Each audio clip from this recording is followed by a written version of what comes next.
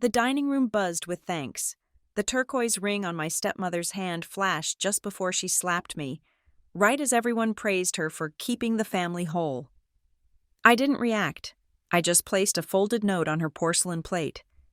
Skip dessert, serve the truth. That night, the port city slept, but the waterfront warehouse, the fake defense contracts, and the whispers from dinner began to unravel like wet thread. My name is Avery Calder. I am 32 years old. For 8 years, I was a logistics officer in the Army Reserve, specializing in procurement and high-value asset transport. Now, I do the same thing as a civilian, a supply chain specialist for Northbridge Tactical Logistics, a private firm that handles overflow contracts for the military.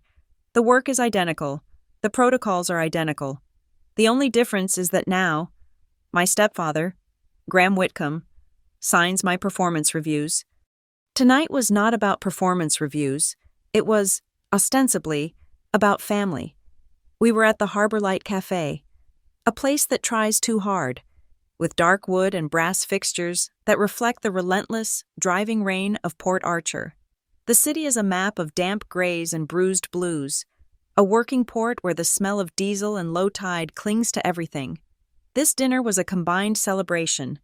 My stepmother Marla's 55th birthday and a Thanksgiving early bird, as she'd cheerfully branded it, a chance for the family to perform its unity before the holidays demanded it. The table was set for 6.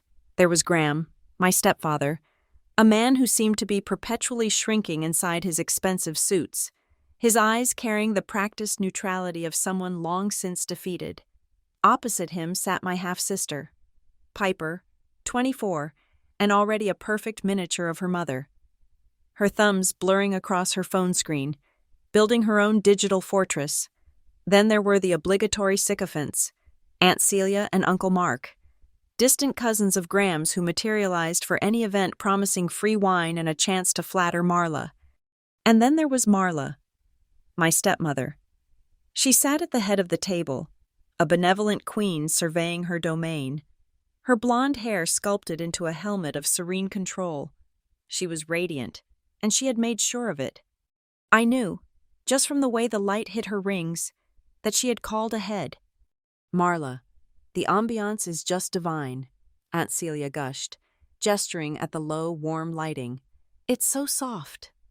"Oh, I just made one tiny suggestion to the manager," Marla said, waving a dismissive hand. "The overheads here are usually so harsh. We're celebrating. After all, one should look one's best." I kept my expression mild. It was her signature move. Controlling the frame, in our family, Marla was the director, the producer, and the cinematographer. She didn't just host events, she curated them, adjusting the lighting, the seating, the very emotional temperature of the room until the scene precisely matched the one in her head. Any deviation was treated not as a surprise, but as an insurrection. I learned long ago that my role was to be a silent, slightly disappointing prop. The first round of drinks arrived. The wine was too oaky, the price too high. Uncle Mark proposed the first toast. "To Marla," he announced, his voice a little too loud. "The woman who, against all odds, kept this family whole. We are all so grateful for you." "Here, here," Celia chimed in. The glasses clinked. Graham's smile was a thin, brittle thing. Piper tapped her glass against her mother's and immediately returned to her phone. I raised my water. "Happy birthday, Marla." She smiled at me, a brief, tight acknowledgement. Then, as the glasses were being set down, she turned to Graham, the restaurant's ambient chatter, the clatter of plates from the kitchen, the murmur of other tables, the endless drumming of the rain, was just loud enough to provide cover, but not enough. I wasn't trying to listen. I was just cataloging. It's a habit from my old job. You sit, you observe, you note the inventory. Marla leaned in, her voice dropping to a conspiratorial whisper, meant only for her husband. "While she's here," Marla murmured, her eyes flicking to me for a nanosecond. "Change the lock on apartment 4B. The words hit me with the cold. Physical shock of plunging my hand into ice water. Apartment 4B. My apartment. The one I pay for. The one where I keep my files, my service records, my life. I felt the blood drain from my face, but my training kicked in. A good logistics officer doesn't react. They assess. My expression remained unchanged. I took a sip of water. I watched Graham's face. He didn't look surprised. He just looked tired. He gave a short, jerky nod, a puppet agreeing to the pull of its strings. Before I could even process the strategic implications, Piper's chair scraped against the floor. She stood up abruptly, grabbing her purse and keys. "Oh, crap," she said, squinting at her phone screen with theatrical panic. "Just got a text. It's an office emergency. I am so sorry. Mom."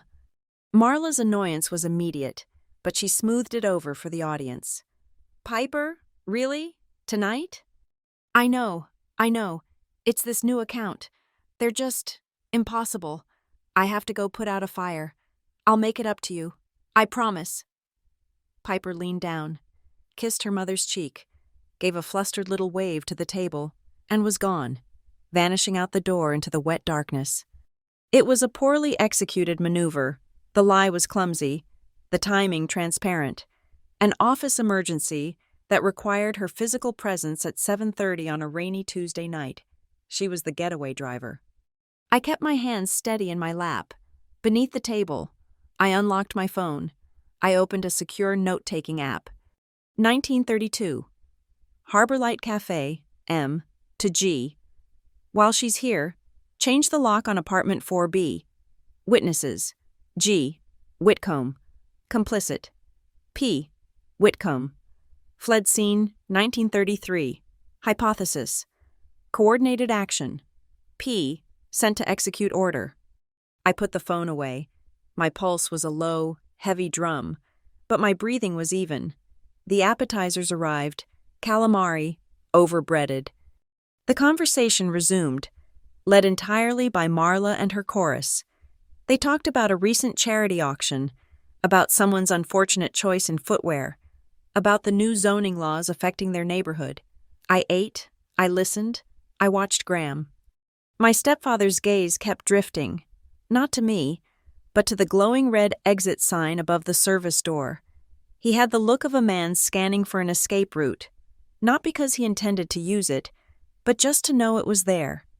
He was a prisoner of war who had long since stopped planning a breakout, but still found comfort in knowing the layout of the camp. He had made his peace with his captivity. The main courses arrived. Mine was a salmon fillet, cooked dry. "Avery, dear, you've been so quiet," Aunt Celia said, turning her bright, empty smile on me. "It must be so wonderful to be back here, surrounded by family. Marla has told us how much she worries about you, all alone in that apartment." "I'm fine, Celia. The work at Northbridge is keeping me busy," I said. "Oh, yes, Graham, you must be so proud. Having her at the company," Celia trilled. Graham just nodded, cutting his steak into unnecessarily small pieces. "Avery is very methodical." "She gets that from her service, I suppose," Marla cut in, dabbing her lips with a linen napkin. She fixed me with a look of manufactured pity. "We're just so glad you're here tonight.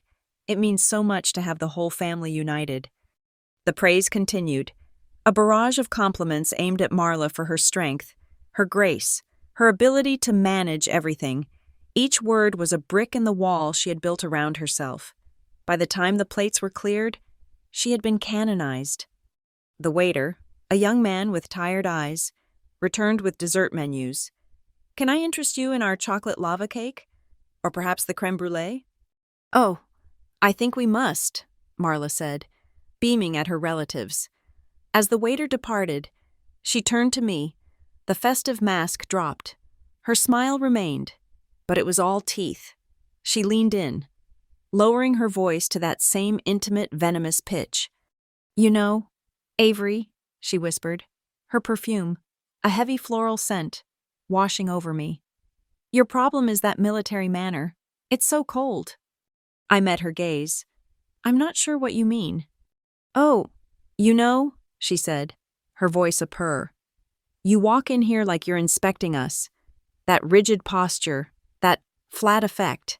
You make everyone uncomfortable. You sit there, judging. It's so ungrateful. After everything we've done for you, after I brought you into this family. The table had gone silent. Celia and Mark were suddenly fascinated by the dessert menus. Graham was studying a water spot on the tablecloth. This was part of the performance, too. The part where the queen disciplines a dissenting subject. I kept my voice low and even. "I'm just listening, Marla." "No," she hissed, her eyes narrowing. "You're not. You're just waiting. You're a cold, empty little box, and I am sick of it." And then it happened. It wasn't a wild swing. It was precise, tactical. Her right hand, the one with the heavy turquoise ring, moved in a short, vicious arc. The thwack of her palm connecting with my cheek was surprisingly loud in the sudden hush, but it was immediately swallowed by a burst of laughter from a nearby table. It didn't hurt, not really.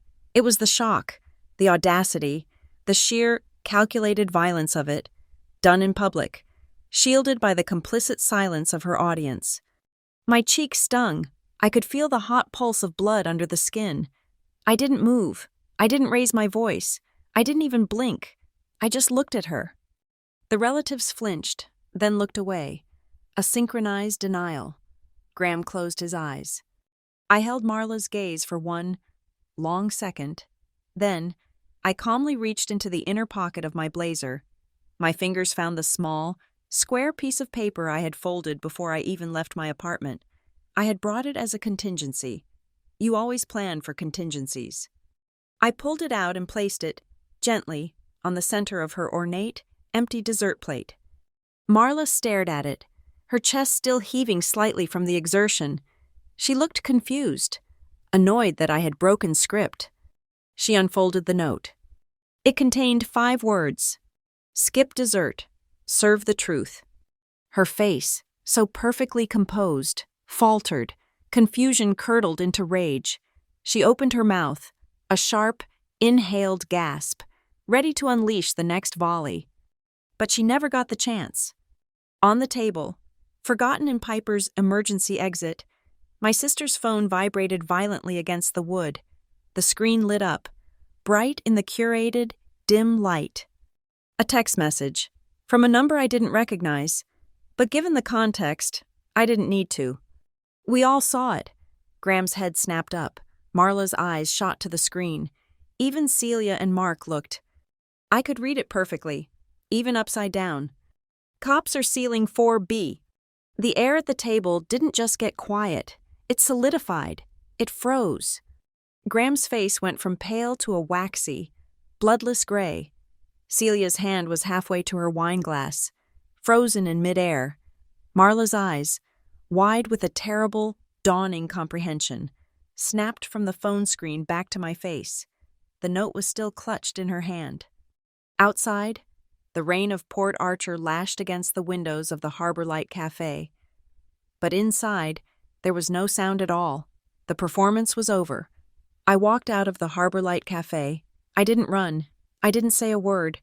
I just stood up from the table, my napkin placed neatly by my plate, and walked through the dining room, past the bar, and out into the street. I left them all frozen in that tableau of accusation. Marla's face a mask of fury. Graham's a portrait of gray defeat. The relatives staring at Piper's glowing phone screen like it was a bomb.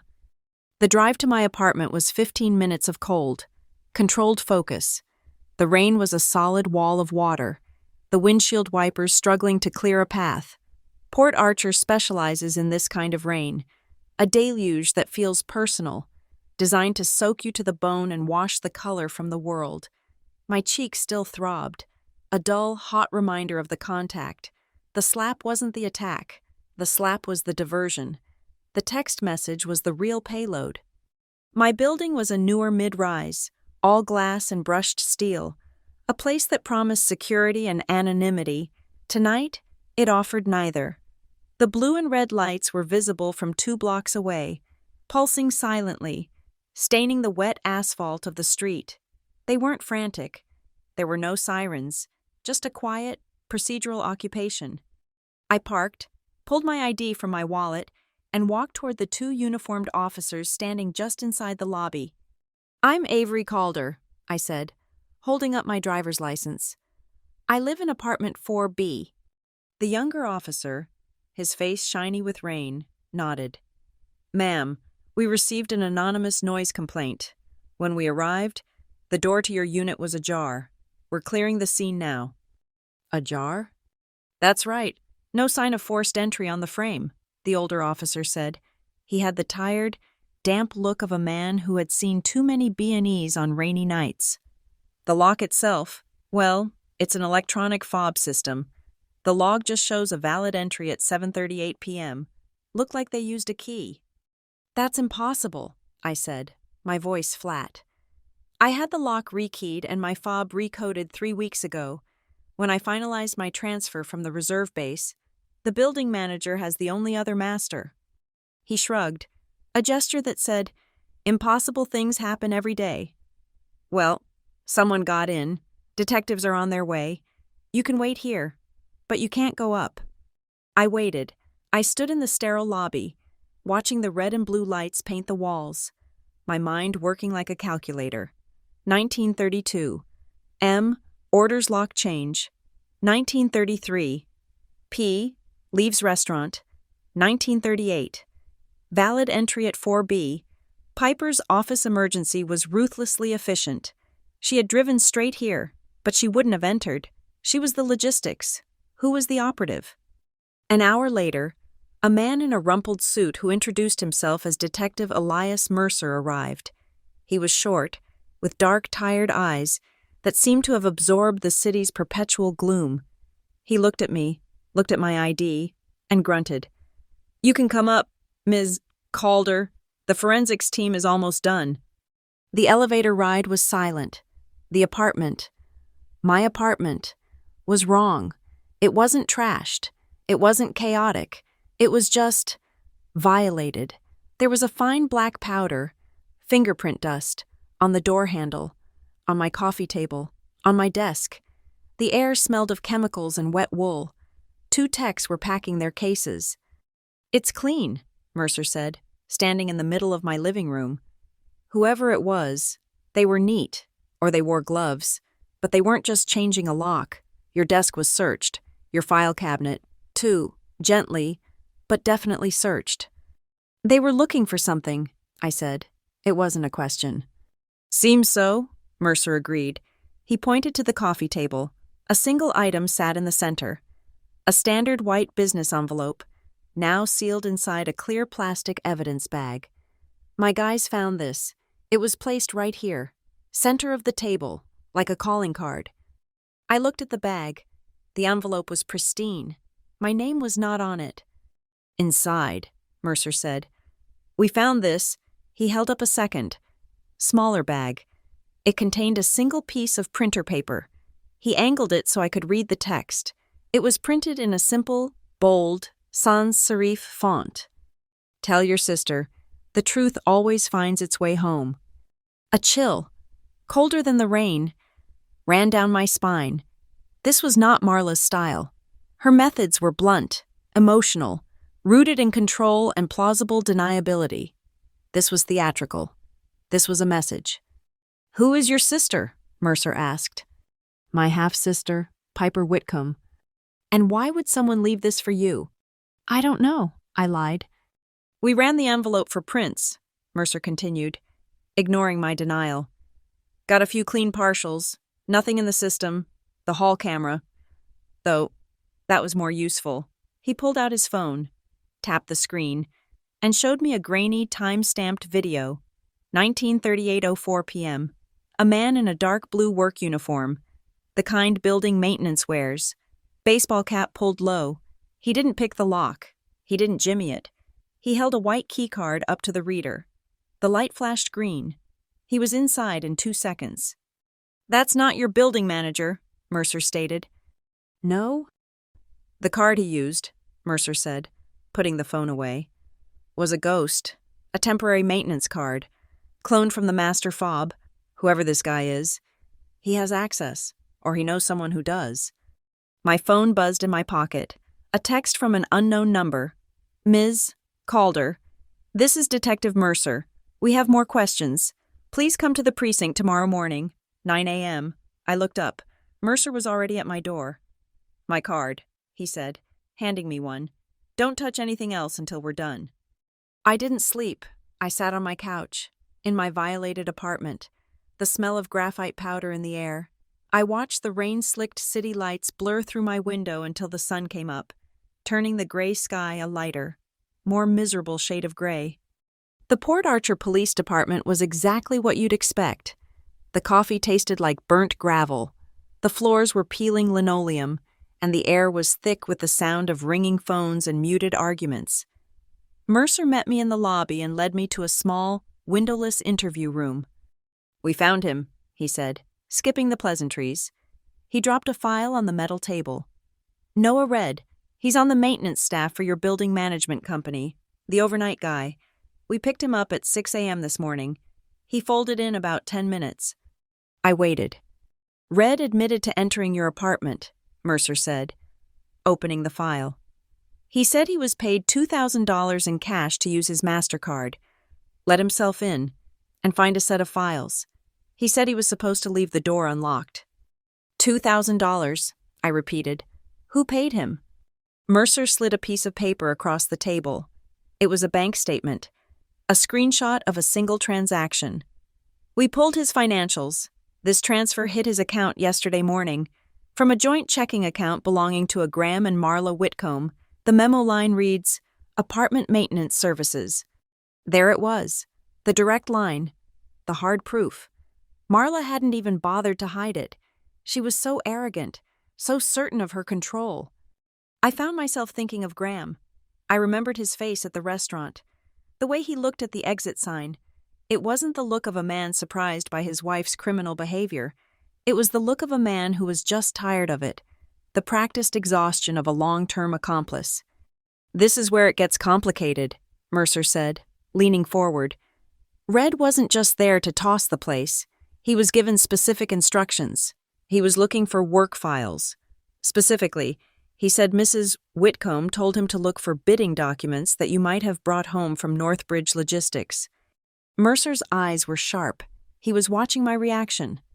This is your family's company, isn't it? Northbridge? My stepfather is the CEO, I said.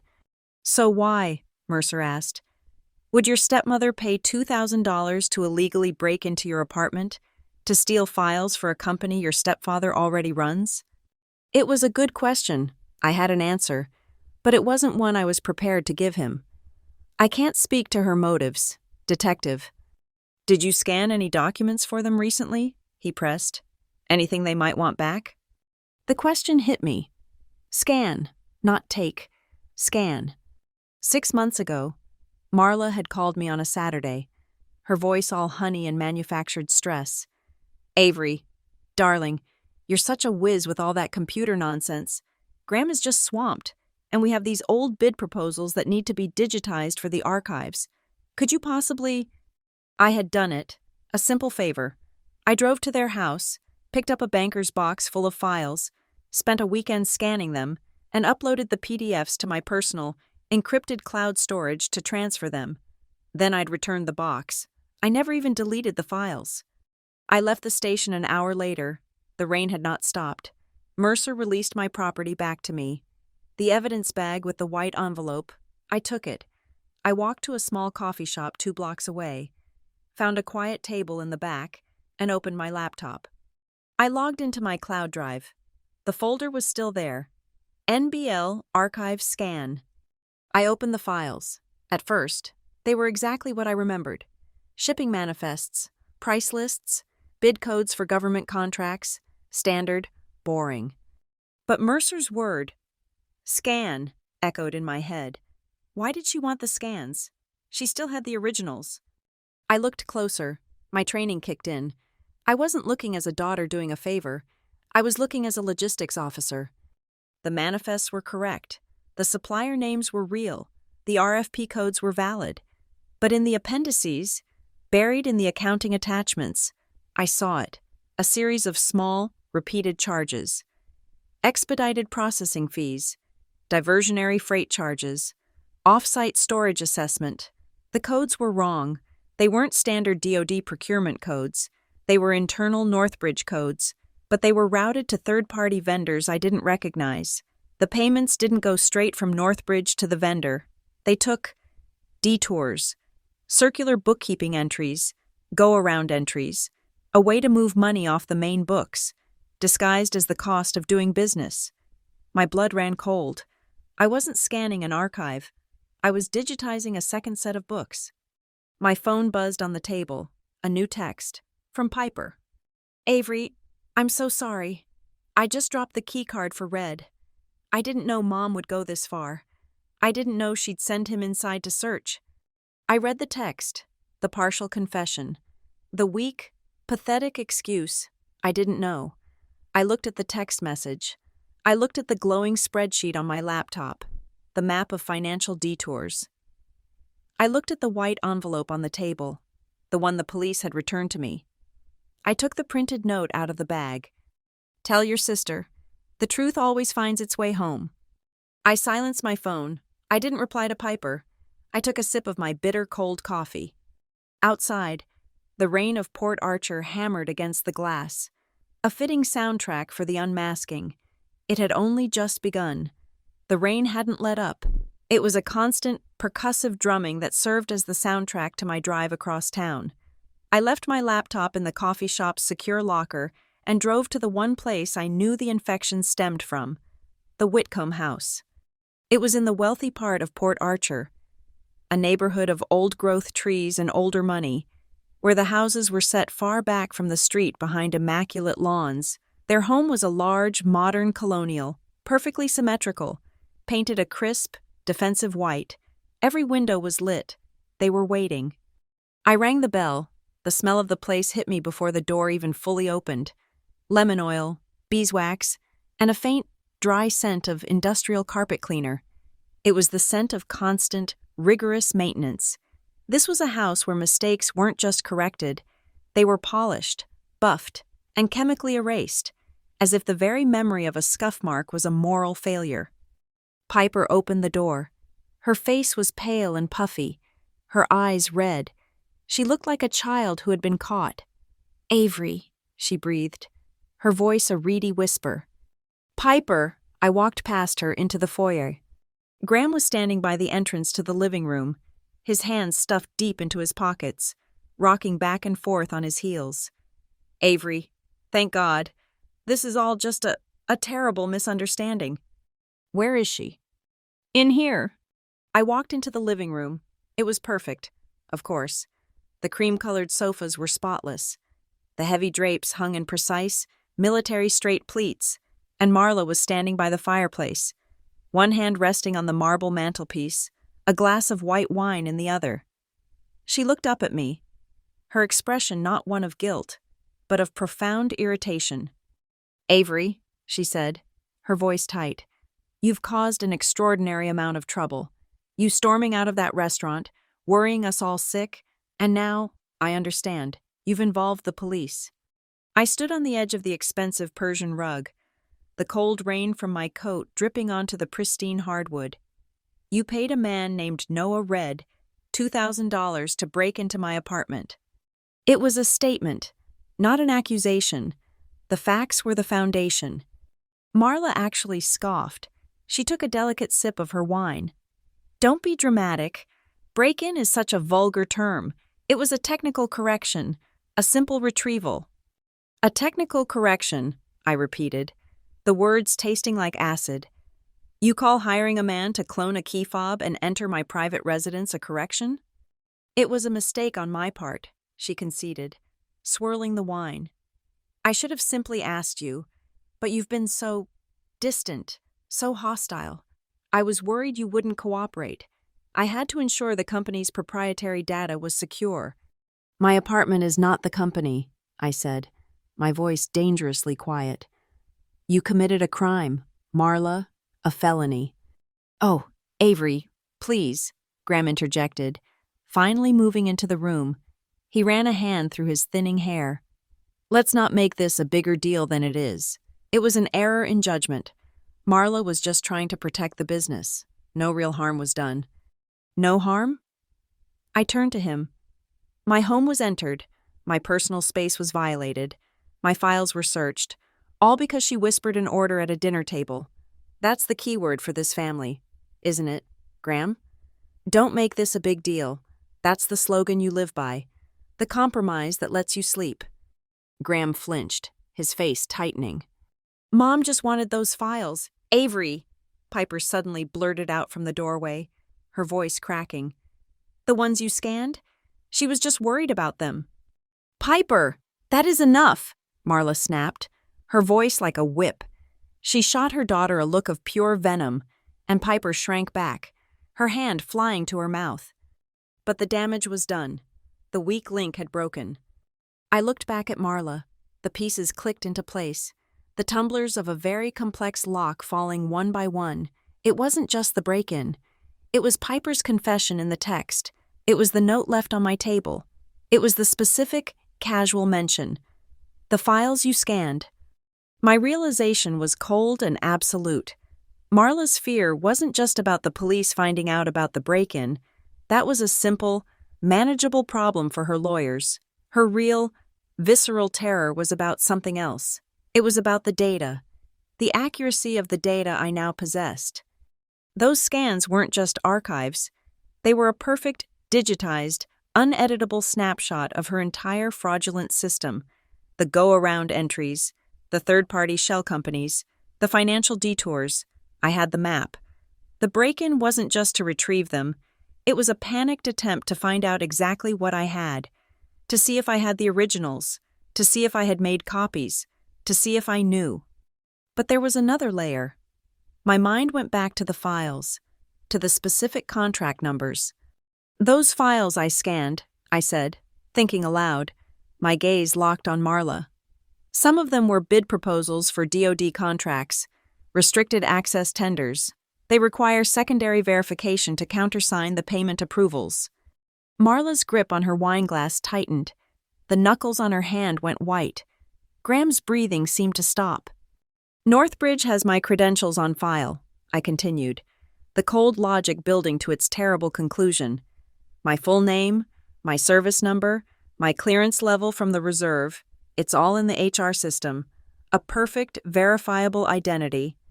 I took a step closer. The smell of lemon polish was choking. You didn't just digitize a second set of books, Marla, I said. You needed a clean identity to approve the fraudulent payments, didn't you? Someone with a verifiable military background, whose credentials would pass a cursory audit. I let the question hang in the perfectly climate-controlled air. Did you use my military credentials to countersign those approvals? It wasn't the question that was the confirmation. It was the silence that followed. It was the 2 beats of dead air in a room where Marla always had the last word. She didn't gasp. She didn't yell. She didn't deny it. She blinked. It was a single, slow, delayed blink, a half-second shutter lag. It was the involuntary somatic confirmation of a direct hit, the body's subconscious acknowledgement of a truth the mind was frantically trying to bury. My God. Avery, Graham whispered, his face ashen. He looked at his wife, his expression one of dawning, abject horror. He had been complicit in the financial fraud.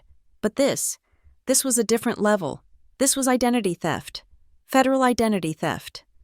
Avery, you don't understand, Graham said, turning to me, his hands now held up in a gesture of supplication, the classic defense, not a denial, but a justification. You don't understand the pressure. Northbridge, the company. It was struggling 3 years ago. We lost the Hasler contract. It was a bad quarter. We had to protect the payroll. His voice became pleading, desperate. It was for everyone's jobs. Avery, for the employees, for the family, for you.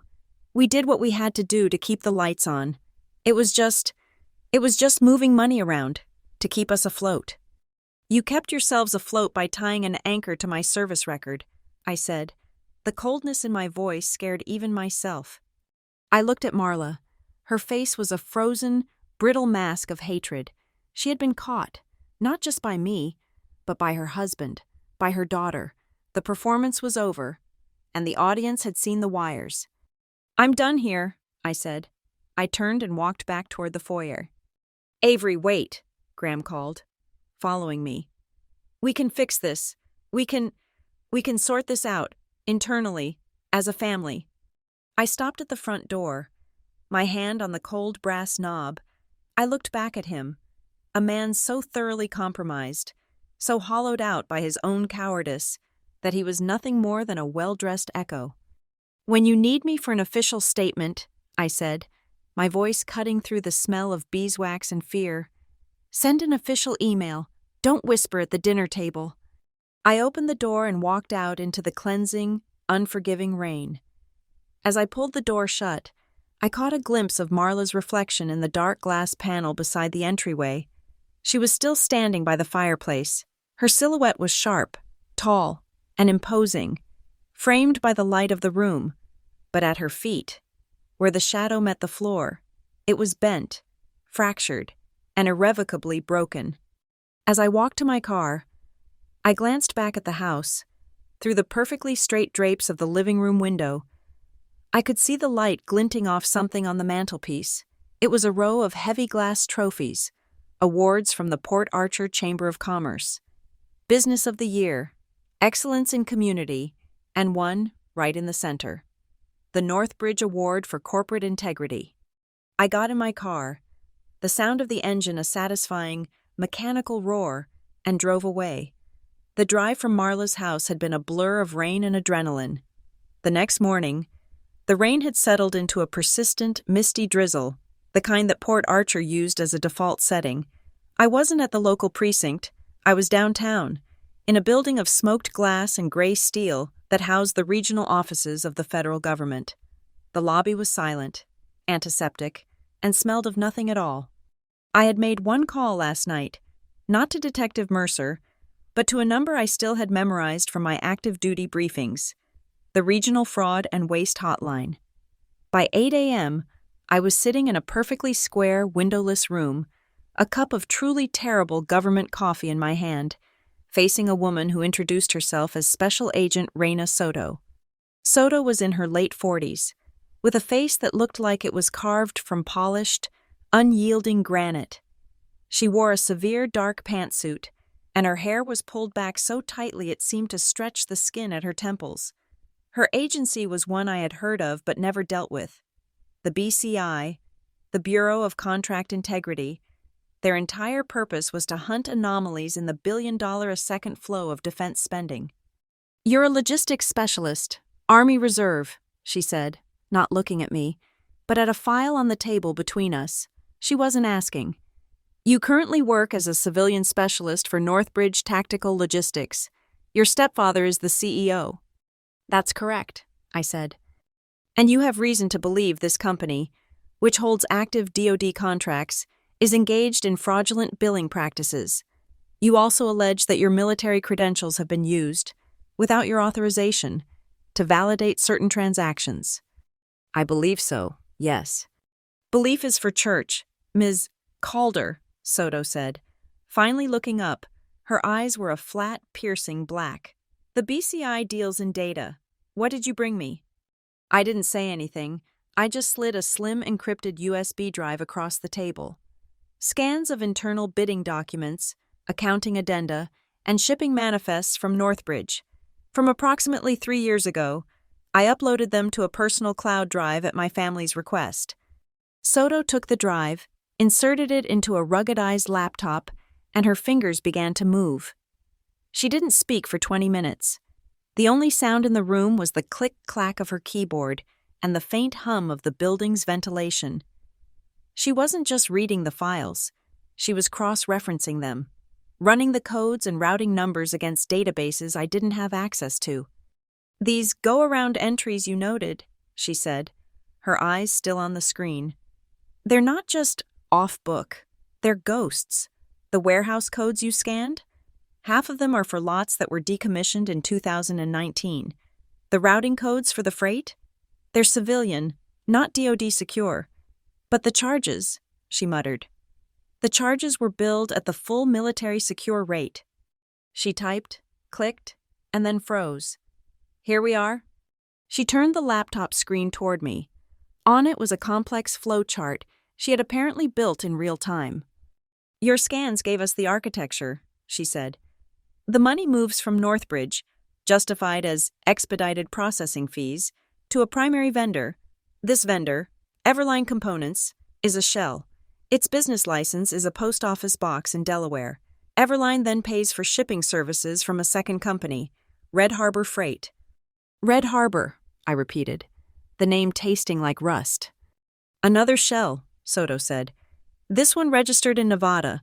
Red Harbor Freight then makes a series of capital investments into a third entity, Fox & Lumen LLC. And Fox & Lumen? Soto clicked again, bringing up a different screen. It was a corporate registration document. Fox & Lumen LLC is a private equity trust. The capital is managed by a board of directors. She zoomed in on the signature line at the bottom of the document. The primary director, the one with signature authority, is a Ms. Piper Whitcomb. Piper, my half-sister, the getaway driver. She wasn't just a pawn, she was the bank. The director on paper, Marla had put her own daughter's name on the final lockbox. This is a classic wash and rinse, Soto said, turning the screen back. They overbill the government, pay the inflated, fraudulent invoice to their own fake company, then pass the money through a second fake company, and finally deposit the clean, untraceable cash into a trust fund controlled by a family member. It's clean, it's simple, and it's deeply illegal. There's more, I said, my voice feeling distant. The break-in at my apartment. They were looking for these scans. Marla, my stepmother, was afraid of what I had. She should have been, Soto said. She opened another file from the drive. 5 of these contract validation forms, the ones authorizing the payments to Everline Components. They're digitally countersigned. She zoomed in on the signature box, a Calder, log spec, USR.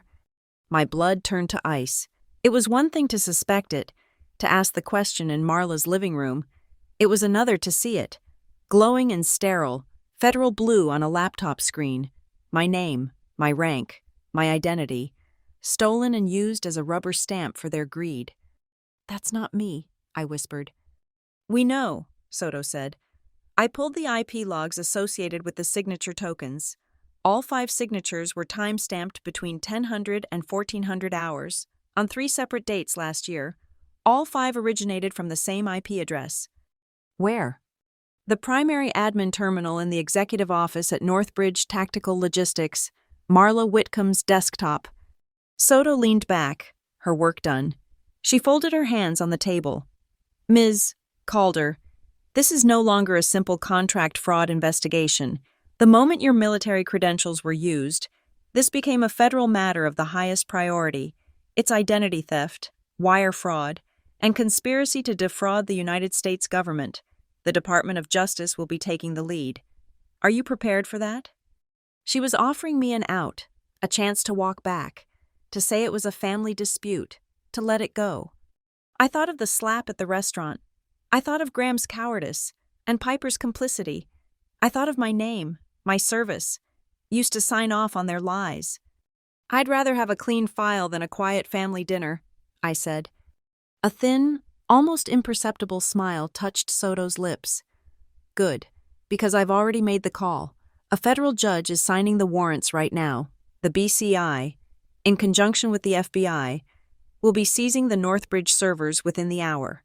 We've also flagged the Fox & Lumen Trust. An emergency injunction is freezing any and all outbound transfers, effective immediately. My phone vibrated on the table, a call from Detective Mercer. I looked at Soto. She nodded. I answered. Avery, Mercer, just got the print report back from the lab, from that envelope they left in your apartment, the one with the note. And? It's not Noah Red's. We got a clean thumbprint off the adhesive on the flap. It's a match. Marla Whitcomb. I hung up. Marla. She hadn't just paid Red. She had handled the note. She had sealed the envelope. The theatrical threat. The truth always finds its way home. was from her. It was her voice, her psychological game. My phone buzzed again. A text message. This time, from Piper. Mom said you went to the feds. She said you're trying to destroy this family just for revenge. How could you do this to us? I stared at the words. For revenge. That was Marla's narrative. The one she would use to poison the well. To paint me as the bitter, vindictive stepdaughter. To make this the truth. My thumbs moved quickly. I typed one reply and hit send. I'm choosing justice. Piper. Calling it revenge is just her way of making it true. I put the phone down. I felt a strange, cold calm settle over me. I had activated a machine I could not stop. You've done the right thing, Ms. Calder, Soto said, standing up. But you need to be aware, this will have blowback. As if on cue, a new email notification appeared on my phone's lock screen. It wasn't a text. It was an automated alert from a meal address. Notification. Your DoD network and system access credentials have been temporarily suspended pending a command review of an ongoing federal investigation. I was locked out. The system I had served, the one I had tried to protect, had just tagged me as a liability. It was a standard, precautionary measure. I knew that. But it felt like a door slamming shut. I stood up and slid my chair back. I had come in here as a witness, as a victim. I was walking out as a person of interest, a potential suspect in a case I had initiated. Soto walked me to the door. An agent from the DOJ will be in touch within 24 hours to take your full statement. Don't leave town. I nodded. I walked out of the silent federal building, back into the persistent, gray drizzle of Port Archer. The city looked the same, but it was not. The servers were being seized. The accounts were frozen. The first domino had fallen. I got to my car and sat for a long moment. The key in the ignition. I pulled a small, leather-bound notebook and a pen from my bag. I opened to a fresh page and wrote one line. Losing a uniform is nothing. Losing your conscience is everything. I started the engine and drove away. My military access gone, but my file, the one that mattered, finally, irrevocably clean. The BCI raid on Northbridge was executed with federal precision. It was silent, swift, and absolute, by noon. Agent Soto had what she needed. I spent the day in a self-imposed quarantine in my apartment, the suspension notice from the DoD hanging in my inbox like a shroud. The silence was heavy, broken only by the incessant rain and the buzz of my phone. The first update from Soto came at 4 p.m. It was a single, encrypted image sent to my phone, a photo from an evidence bag. We found this in Marla's desk drawer. The text read, under a false bottom. It was a key card, not a Northbridge key, an access card for a secure freight depot. Pier 9. The second wave of information came hours later, long after dark. Soto was working late. She called me on a secure line. The server data is a gold mine, she said, her voice crisp, devoid of emotion. We found the ghost shipment. Ghost shipment? Marla's specialty. Northbridge had a subcontract to supply non-lethal gear to Fort Cascadia, comms equipment, tactical vests, medical kits. Over the last 2 years, nearly 30% of it was logged as damaged on arrival or failed quality control. That's a high failure rate, I said, the old logistician in me kicking in. It's an impossible failure rate, Soto corrected, because it never failed. It was never damaged. The manifests show it was received, tagged as defective, and set for disposal, but it was never disposed of. It was rerouted. The damaged inventory was picked up by a private freight hauler. Red Harbor Freight, I said. Red Harbor Freight, she confirmed. Which then sold the exact same equipment, now listed as surplus, to a different set of private security firms, for cash, full circle product washing. They got the government to pay for the product, then resold the same product to the private sector. My mind was racing. The complexity was impressive. This wasn't just skimming. This was a full-scale industrial siphon. She couldn't have done this alone, I said. The military side logistics, the sign-offs for disposal, Someone at Fort Cascadia had to be in on it. They had to sign off on the damaged reports. We thought so, too, Soto said. So we cross-referenced the server emails. We found him, a contracting officer at Fort Cascadia, one Captain Colton Avery. The name meant nothing to me. Avery? No relation, Soto said dryly. He and Marla share a very active email chain, all business, all coded. She's constantly asking him to expedite disbursement on invoices. He's constantly confirming his post-check is complete. It's all very professional. Until you align the timestamps with the money transfers, expedite means pay the ghost invoice. Soto sent another image. This one was from a society webpage, a photo from the Port Archer Business Gala. 6 months ago, Marla, in a glittering silver dress, was shaking hands with a man in a crisp army dress uniform, Captain Colton Avery. The timestamp on the photo's web data was within 12 hours of a $50,000 transfer from Northbridge to Everline Components. And Graham? I asked. Your stepfather, Soto said, and I heard a note of something, maybe distaste, enter her voice. He was the last line of defense, the post-check protocol. Every damaged shipment, every disposal order. It required a final executive review. Graham signed off on every single one. We found 5 separate instances where the digital paperwork was kicked back by the system for a discrepancy, and he personally overrode it. His signature appears twice. A typo, I whispered, remembering the culture at Northbridge. A procedure, Soto replied. This wasn't an accident. Ms.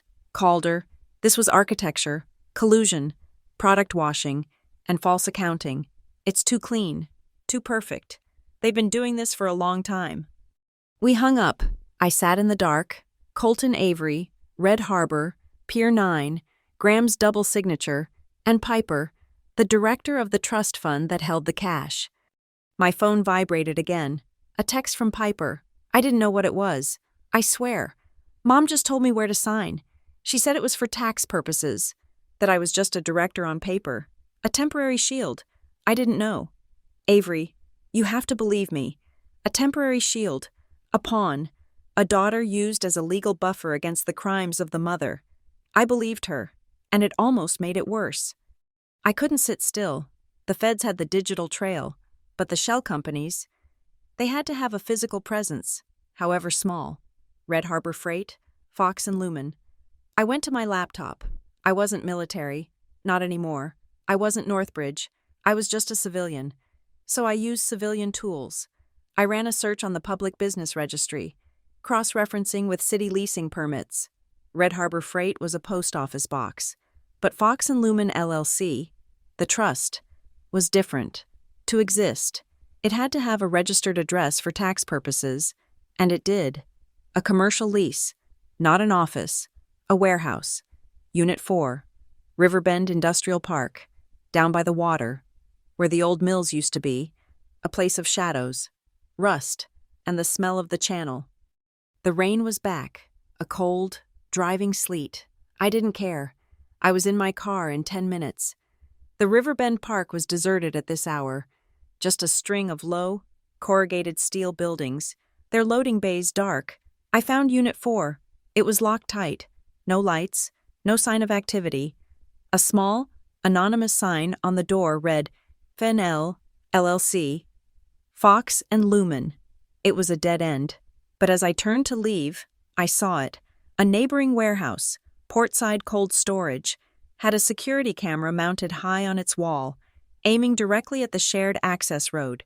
I parked, walked over, and found a junction box. The camera was a standard, commercial-grade model. Its feed was likely stored on a local DVR. I had no access, but I didn't need it. The camera itself was Wi-Fi enabled, a cheap add-on for remote viewing. I pulled out my phone. I ran a scan for local networks. PCAS Logistics Cam 02. The password? In my line of work. You learn the lazy defaults. Admin 1234. My phone's screen flickered, and then I was in. I was looking at a live feed of the dark, wet access road. I scrubbed back through the archived footage. I went back one day, 2, a week, And then I found it. 3 nights ago, the night of the dinner, the night of the break-in. The timestamp read 23:47 p.m. A dark, high-end SUV, a late-model Lincoln Navigator, pulled into the frame and stopped directly in front of Unit 4. The license plate was blurred by the rain and the low light resolution, but I didn't need to see the plate. I knew that vehicle. I knew the custom roof rack. It was Graham's. He got out. He was wearing the same suit he'd had on at the restaurant. He fumbled with a key, opened the warehouse door, and disappeared inside. He was in there for 30 minutes. When he came out, he was carrying a slim metal briefcase. He put it in the back of the SUV and drove away. It all clicked. The whole sordid picture. Marla's panic at the dinner table. The maintenance service from Noah Red. It wasn't just about finding my scans. They had my scans. I'd sent them the link. They were looking for the originals. The box of paper files I had scanned 6 months ago. I had never returned it. In the chaos of my transfer from the base, it had ended up in the back of my hall closet. They weren't trying to see what I had. They were trying to destroy the last physical evidence.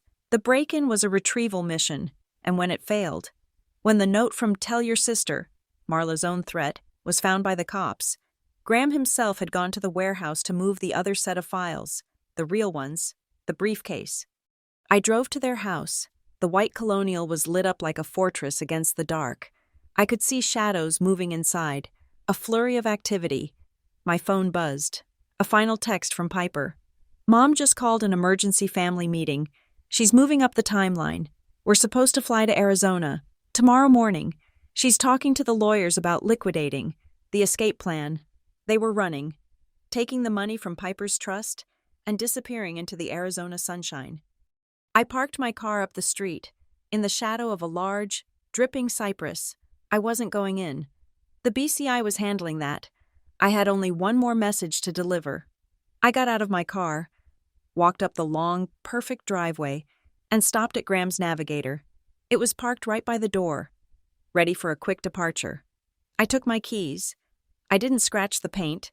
I didn't break a window. I took a small piece of paper from my wallet, the receipt from the coffee shop where I'd first found the fraud.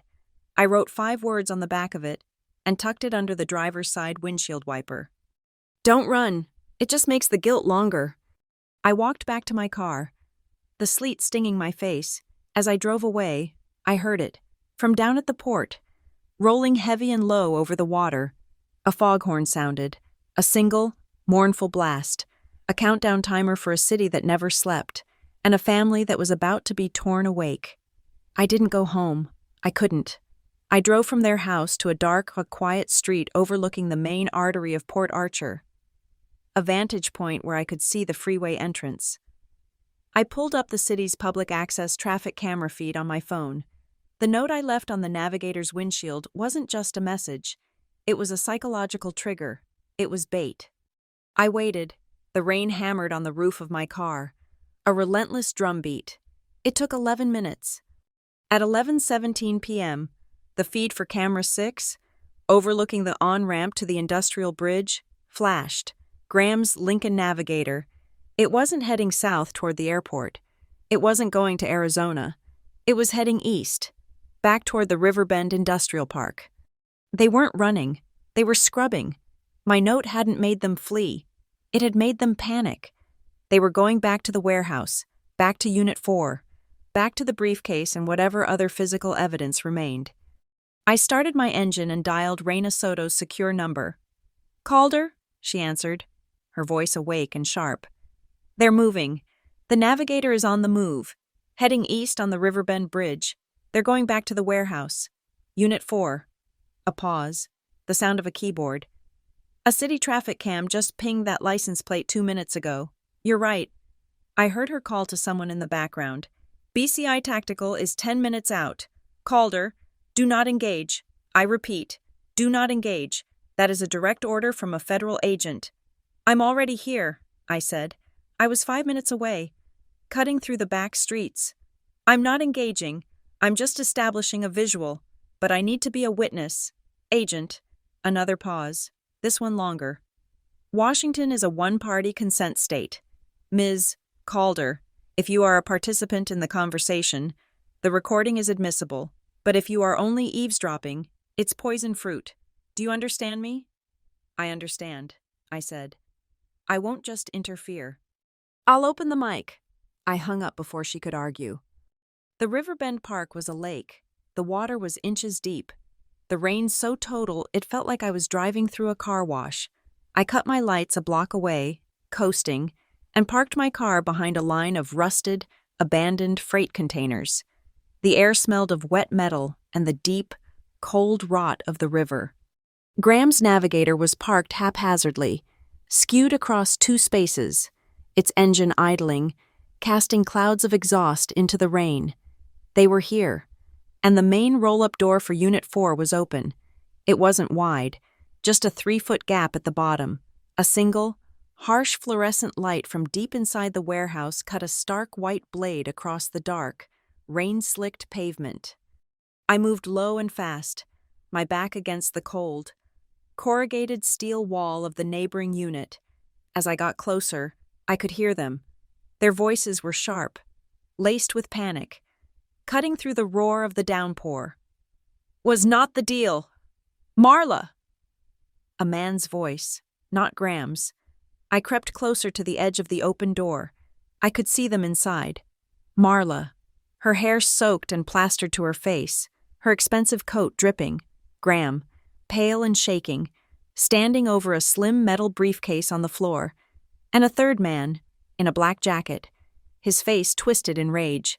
It had to be him, Captain Colton Avery.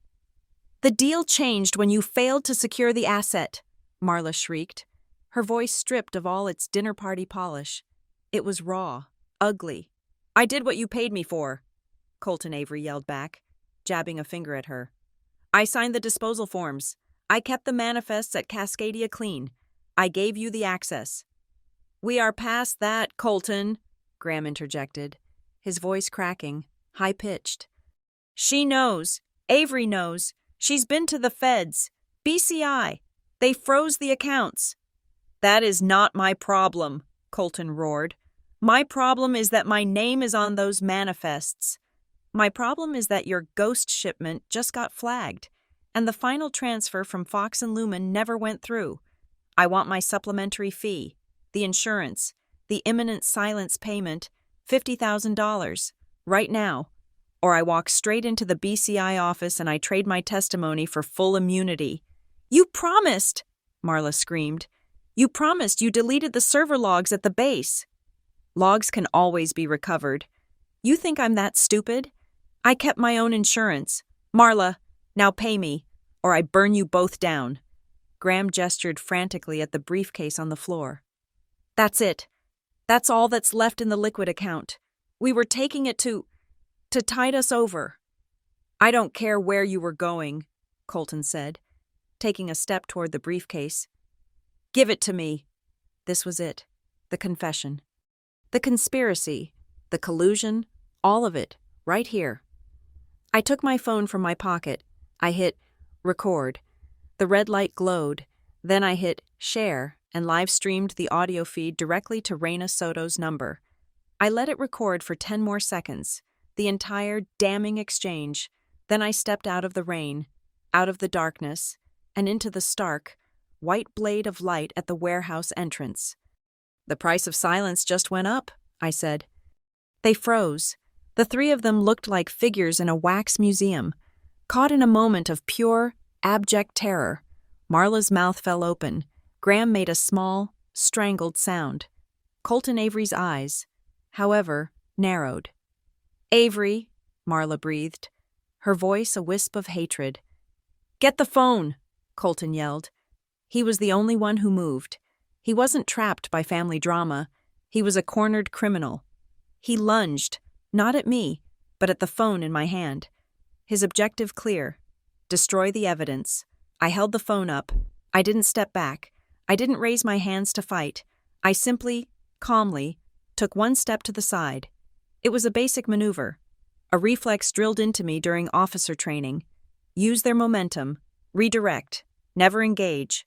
Colton was propelled by panic, his lunge sloppy and overcommitted. My shoulder caught his chest. redirecting his forward motion. He hadn't expected me to move toward him. He stumbled, arms flailing, and crashed headlong into a tall, heavy-gauge steel shelving unit stacked with industrial parts. The entire unit shuddered. A heavy box of galvanized pipe fittings from the top shelf tipped and then fell, crashing down onto his shoulder. Colton screamed, a high, thin sound of agony, as he crumpled to the concrete. He clutched his arm, a dark stain of blood instantly blossoming on his black jacket. He had come to frame me, to assault me, and in his desperation, had wounded himself. "Colton!" Graham shrieked, taking a step forward. "Stay where you are." "Graham," I said. My voice was low, flat, and absolute. It cut through the rain, through Colton's pained moans. "Avery, please," Graham begged, his hands raised in surrender. "Stop this. Please. We can fix this. We can... Just think of the family. For the good of the family." I looked at this hollowed-out man, who had signed his name twice on fraudulent forms, who had used his daughter as a financial shield. A family is not a bank vault with a last name. "Graham," I said, "you don't get to use it as a shield after you've already stolen everything inside." "You did this," Marla whispered. She hadn't moved. She was just staring at me, her face a mask of rain and ruin. "You turned on your own mother, after everything I did for you, after I made you part of this family." Her voice rose, cracking into a raw, desperate cry. "You did this just to get applause from the army? To prove you're better than us? You'd destroy your own family for a pat on the head?" I looked at the woman who had slapped me in public, the woman who had stolen my name, my military identity, and used it to commit a federal crime, the woman who had built an empire on lies and called it integrity. "I'm choosing the truth," I said. My voice was steady. All the emotion had been burned away, leaving only this cold, hard fact. I'm choosing it even if no one, anywhere, ever claps. As the last word echoed in the vast metal space, a new sound joined the storm. It wasn't the foghorn, it was the sirens, not one, but a dozen, a rising, piercing, multi-layered wail that ripped through the curtain of the rain, growing louder, closer, and then the world outside the warehouse door exploded. Blue and red lights flooded the industrial park, strobe lights bouncing off the wet steel, turning our white-lit stage into a chaotic, terrifying disco. Car doors slammed, boots hit the pavement. "BCI! Federal agents! Hands in the air! Hands in the air now!" Reyna Soto was the first one through the door, weapon drawn, flanked by two agents in full tactical vests. Detective Mercer was right behind them, his service pistol looking small and almost quaint. It was over in seconds. "On the ground! Now!" Colton Avery, moaning and clutching his bleeding shoulder, was kicked flat and cuffed. "Captain Colton Avery, you are under arrest for conspiracy to commit wire fraud and violations of the Uniform Code of Military Justice." Graham just disintegrated. He put his hands on his head before they even told him to, sinking to his knees, his body racked with sobs. I just wanted to protect." An agent pulled his hands behind his back. The zip-click of the plastic cuffs was sharp and final. Marla didn't move. She just watched them cuff Graham. She watched them haul Colton to his feet. Her eyes were fixed on me. The anger was gone. The fear was gone. There was only a profound, bottomless void of disbelief. A queen staring at a peasant, unable to comprehend how the rules had simply ceased to apply to her. A uniformed officer, a young woman I didn't recognize, stepped up to Marla. "Ma'am, please put your hands behind your back." Marla ignored her. Her gaze was locked on mine. "Ma'am, you are under arrest for—" "You think you're so clean?" Marla hissed, her voice cutting through the officer's procedural script. The officer took her arm. "You have the right to remain silent. Anything you say can and will be used against you in a court of law." Marla laughed. It was a dry, rattling, terrible sound. You With your codes and your uniforms, you think you're clean? I walked over. I bent down and picked up the slim metal briefcase full of cash. I handed it to Agent Soto. Then I walked over to my phone, which was still on the oil drum, and stopped the recording. I turned and faced my stepmother, the flashing lights painting her face in alternating shades of red and blue. "No, Marla," I said. "Not clean, just straight." The warehouse felt like a stage after the play had ended. The flashing lights, the shouting, the rain, it all faded into a procedural hum. I was wrapped in a shock blanket in the back of an unmarked federal car, my phone in an evidence bag, my hands smelling of rain and rust. I watched them lead Marla away. She never looked back.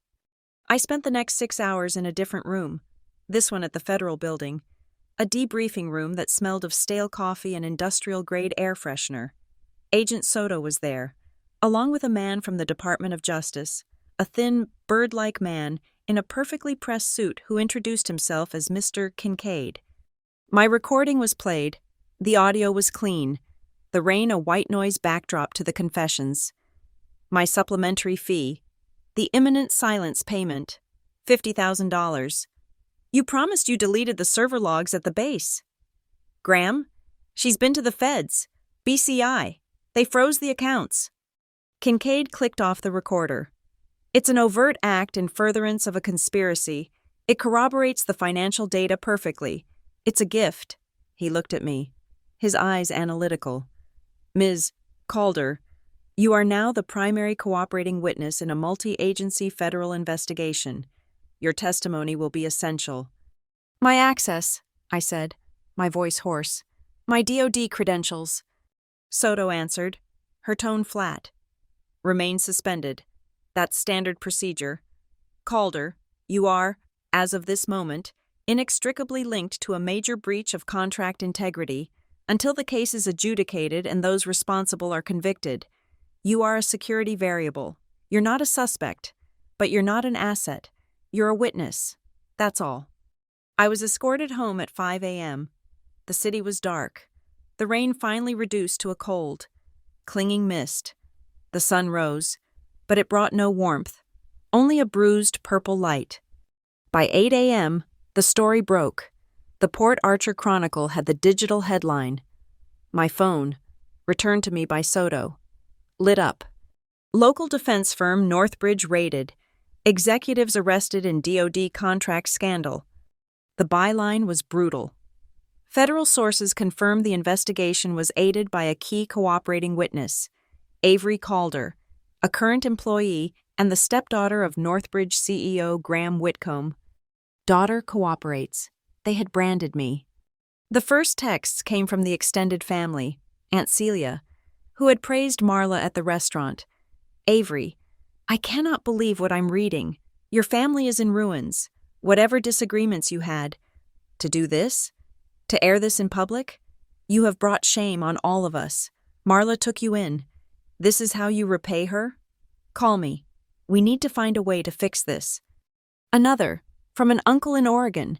"There is nothing worse than washing your dirty laundry in the street. You could have handled this quietly. You chose to destroy them." They saw the arrests not as a consequence of a crime, but as a breach of etiquette. The sin wasn't the fraud. The sin was getting caught, and worse, being the one who told, to them. Family was an agreement to keep each other's secrets, a non-aggression pact built on shared silence. I had violated the treaty. I didn't reply. I made coffee. My hands were steady. At 10 a.m., there was a frantic, desperate pounding on my apartment door. I opened it. Piper. She looked like she had been dragged from a wreck. Her eyes were swollen shut, her face blotchy and raw. She wasn't angry. She was just broken. "She's gone," Piper whispered, pushing past me into the apartment. They took her. They took Dad. The house it's all locked up. There's a federal notice on the door." She rounded on me, her small fists clenched. "Mom said you'd do this, at the restaurant, after you left. She said you were a snake. She said you wanted to destroy this family because you were jealous of what she built." She was sobbing now, the words torn out of her. "Why did you do it, Avery? Why did you hate us so much? She was your mother."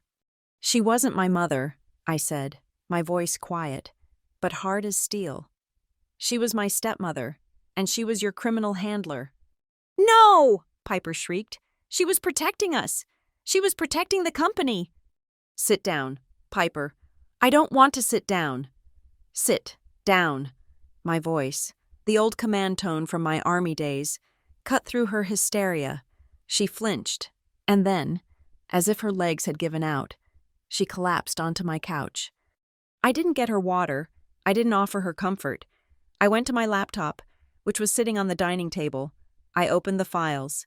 The NBL archive scan folder, the flowchart Soto had built, the signature pages. I turned the laptop around. "You've listened to her voice your entire life," I said. "Now, for the first time, I want you to look at the paper. Just look." Her eyes, blurred with tears, focused on the screen. "This," I said, pointing, "is Everline Components. This is Red Harbor Freight, and this is Fox and Lumen, LLC. That is the bank. That's the shell company Marla and Graham used to launder the money. Look at the registration documents." I clicked. Bringing up the PDF of the LLC registration, I zoomed in on the signature line. Piper Whitcomb, Director. "That is your name, Piper. You were the bank, the director on paper, the legal shield she put between her and the cash." Piper's breath hitched. She said it was for a tax shelter, for Arizona. She said it was just paperwork. "This," I continued, "is the signature page for the contract that paid Everline $50,000, and this is the IP address it came from, Marla's desk. And this," I clicked again, "is the military validation code. It says A. Calder. This is the IP address for that signature. It's the same, Marla's desk." I leaned in, my voice dropping. "I was in Portland that day, Piper, for a reserve drill. I was nowhere near that office. This is my name. This is her computer. This is the crime. Right here. Numbers and letters. It has no opinion. It's not jealous. It's not angry. It's just the truth." She stared at the screen. She read my name. She read her name. She followed the lines of the flowchart, the money moving from one fake company to the next, ending in the account she supposedly controlled. I watched her face. I watched the programming of a lifetime, the ingrained, reflexive defense of Marla, collide with a set of cold, undeniable facts. "She lied," Piper whispered. It was so quiet. I barely heard it. "Yes. She used me. She used you. All that money. She lied to Dad, too. She told him it was just moving things around. He knew, Piper. He signed the disposal forms. He signed them twice. He was a coward, not an idiot." Piper was silent for a long time. The only sound was her ragged breathing. Then she looked up at me, her eyes finally, chillingly clear. "Do you still have that coffee?" she asked. I nodded. I got up, poured a mug, and brought it to her. I also brought a legal pad and a pen. She took the mug, her hands shaking. She took a long, shuddering drink, then she picked up the pen. She told me to delete her emails," Piper said, her voice small. 2 days ago, she said it was spring cleaning. She had me wipe her laptop. She looked at the pad. I didn't, though. I couldn't. I just copied them to a USB drive, the one I keep my college work on. I don't know why. I was scared." She clicked the pen, and she began to write. She left 3 hours later, her face still pale, but her eyes hard. She was a different person than the one who had pounded on my door. She was a witness. The moment she left, the fragile peace of the apartment was shattered by a phone call. It was Mercer. "Avery, just wanted to give you a heads up, a courtesy," he said, his voice the familiar Port Archer growl. "I just got off the phone with the DA.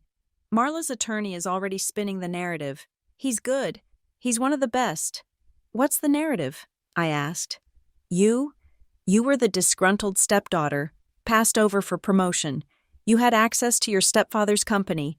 You had access to your stepmother's computer. You were the military expert. You framed her. They're going to say you planted the files, faked the signatures from her terminal, and then called the feds to cover your own tracks. I felt a cold void open in my stomach. They can't prove that. They don't have to, kid. They just have to make a jury doubt you. And you, the cooperating witness with the suspended credentials, you look like a perfect suspect. I hung up the phone. He was right. It was my word, my scans, against her. The recording helped, but a good lawyer could paint that as a panicked woman being threatened by her unstable stepdaughter. I had to make the data unassailable. I went back to my laptop. I wasn't just a logistician. I was a digital logistician. I went into my personal backups, my system mirrors. I pulled the full, uneditable metadata from the original scans, the SHA-1 hash, the digital fingerprint of every single file. I pulled the network logs from my remote access portal, showing my own IP address in Portland on the exact dates and times Marla had signed, using my name from her desk in Port Archer. It was an airtight digital alibi. I compiled it all: timestamps, network packets, hash keys, geolocators. I encrypted the package and sent it to Agent Soto with one line. Her lawyer will say I framed her. This proves I was 50 miles away. I leaned back, my head hitting the wall. I was exhausted, drained. My phone buzzed. A text from an unknown number. It was a picture, a low-resolution photo, clearly taken from a TV screen. It was Colton Avery, his arm in a sling, being led in handcuffs by 2 federal marshals. A moment later, a second text came from the same number. It was another photo, a handwritten note on a piece of yellow legal paper. You don't know the whole story. I stared at the message. It wasn't a threat. It was something more insidious. It was a seed of doubt. It was a whisper from the shadows, an attempt to make me second-guess myself. What if there's another player? What if Colton was working for someone else? What if you missed something? It was Marla's psychological warfare, continued from prison, or maybe Colton's, an attempt to destabilize me, to make me panic, to make me question the very facts I had just spent hours verifying. I looked at the message. I thought about the files. I thought about the IPs. I thought about the recording. The truth isn't a shadow. I thought, it's a straight line. It's a long, hard, unforgiving road, and this is just noise. This is just chaff in the air, meant to make me swerve. I deleted the messages. I stood up and walked to my window. The rain had stopped. The city was quiet. My apartment, the one that had been violated by Noah Red, the one that had felt like a prison cell, was silent. But the silence was different now. It wasn't empty. It wasn't an enemy. It was solid. It was the sound of facts settling into place. It was the sound of my breathing, slow and even. The silence was my ally, and for the first time in a week, I was not afraid. The days following the arrests were a different kind of war. The adrenaline of the confrontation at the warehouse, the noise, the rain, the flashing lights, it all evaporated, leaving behind a sterile silence and a vast, gaping void where my life used to be. The investigation was no longer about discovery. It was about excavation. Agent Soto called on day 3. Her voice was the same, a flat instrument of fact. We found the nexus of the damaged goods loop, she said. That Red Harbor Freight Shell Company wasn't just moving product to private buyers in the States. It was routing a significant portion, about 40% of the damaged gear, through a ghost warehouse in Nevada. A ghost warehouse? I asked, sitting at my kitchen table, the coffee in my mug cold. A paper entity. It doesn't exist, but according to their books, this Nevada depot would receive the non-lethal gear from Fort Cascadia. It would sit in this fictional space and then, miraculously, be refurbished and sold back into the secondary DoD supply chain under a different subcontract at a 90% markup. The audacity of it, the sheer structural arrogance, was stunning. They sold the same gear back to the government that the government had just paid them to dispose of.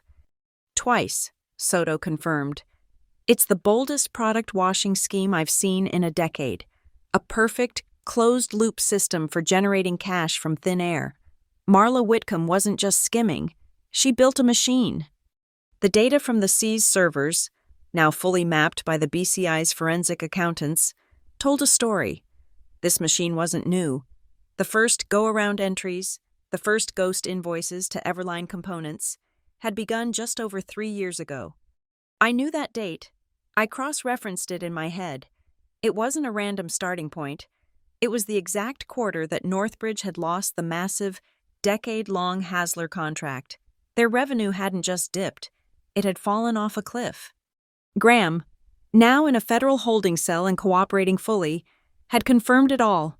His lawyer, seeing the mountain of evidence, had arranged a proffer session.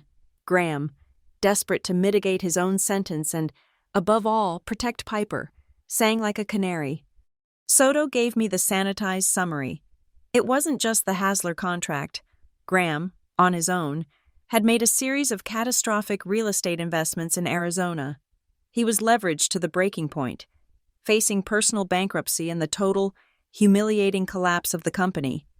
And then Marla had saved them. She was the one who found the loophole. She was the one who identified Colton Avery as a potential asset. She was the one who designed the shell companies, who sketched out the architecture of the fraud. She hadn't just broken the law. She had engineered a new system, pulling her husband, her company, and her family's reputation back from the brink with sheer, unadulterated criminal ingenuity. I tried to process the motive. The greed was obvious, but it felt deeper, more personal than that. She was terrified. Graham had apparently told the investigators, his voice breaking. Terrified of losing the status, the house, the galas, the name, the idea of being that woman whose husband had lost it all. Soto added her own clinical analysis. It's a common profile. Calder. She was operating in a male-dominated field. Defense contracting is an old boys' club. She couldn't stand the idea of being seen as the woman who failed, the wife who bankrupted her husband's legacy. She would rather be a criminal than a failure. In her mind, the illusion of power was more important than the reality of the law. Piper confirmed this. She visited me again, not in the storm of hysteria from the day of the arrest, but in a quiet, fragile state of shock. She looked smaller, as if the lies had been holding her up. She brought a small silver USB drive from her college backpack and handed it to me. "This is everything," she whispered. "All her emails, the ones she told me to delete. I couldn't. I just copied them. I was too scared." She sat on my couch, staring into a mug of coffee she wasn't drinking. I keep remembering this one thing she used to say. When I was a kid, maybe 10, I broke one of her crystal vases. I was terrified. But she wasn't mad. She just knelt, looked at me and said, "It doesn't matter. Piper, we'll buy another. What matters is that you never, ever let anyone see you fail. Reputation is the only insurance that pays out." Reputation is the only insurance. That was Marla's prime directive. The break-in, the slap, the lies. It was all just frantic, violent policy enforcement. I thought about that dinner, the Harbor Light Cafe, the moment her turquoise ring had flashed. In all the debriefings with the DOJ, they kept coming back to that. The slap? They were building a psychological profile. Was it a pattern? Was she physically abusive? The truth was, the physical impact was nothing. It was a sting that faded in an hour. It was her words, hissed across the table, that had stuck in me like a shard of glass. "You sit there, judging. You make everyone uncomfortable. You are embarrassing me. You are embarrassing me." That was the real crime. In her eyes, I hadn't been ungrateful. I hadn't been rude. I had simply, by existing, threatened the performance. I was a crack in the mirror, and she had slapped the glass to try and make it whole. The slap wasn't an attack. It was a stage direction. My military access was still frozen. My job at Northbridge was, for obvious reasons, gone. I was in limbo. a cooperating witness without a context. The Army, to its credit, didn't just leave me hanging. My former CO, the one who had received my initial vague concerns, referred me to the base's military family life counselor, a civilian contractor named Dr. Elias. I went. I didn't know why, but I went. I sat in a neutral-colored office that smelled faintly of coffee and sanitizer. I'm not processing trauma from the field, I told him, my arms crossed. I'm processing my family. Sometimes they're the same theater of operations, he said, his voice calm.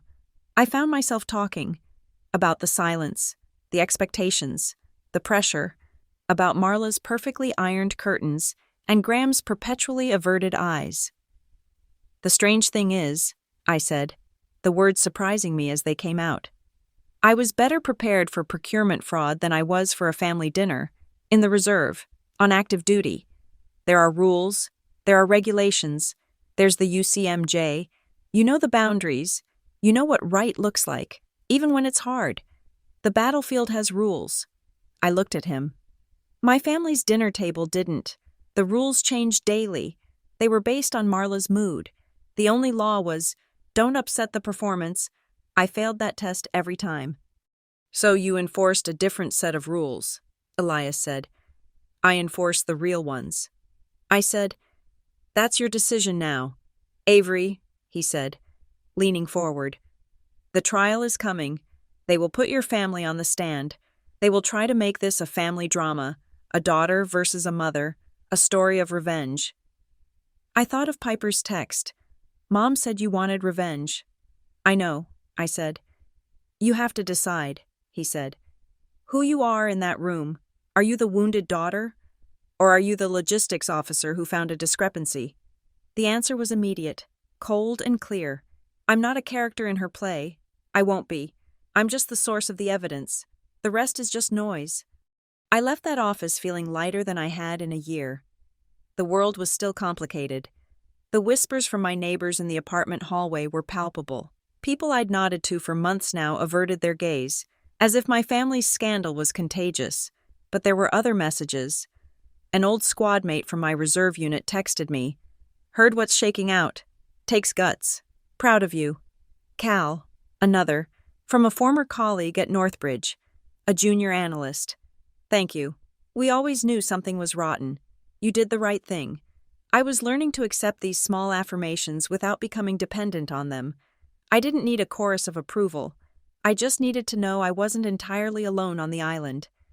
The legal machinery ground forward, the BCI and the DOJ, armed with Graham's confession and Piper's USB drive of undeleted emails, finalized the indictment. It was a massive, multi-count charge sheet.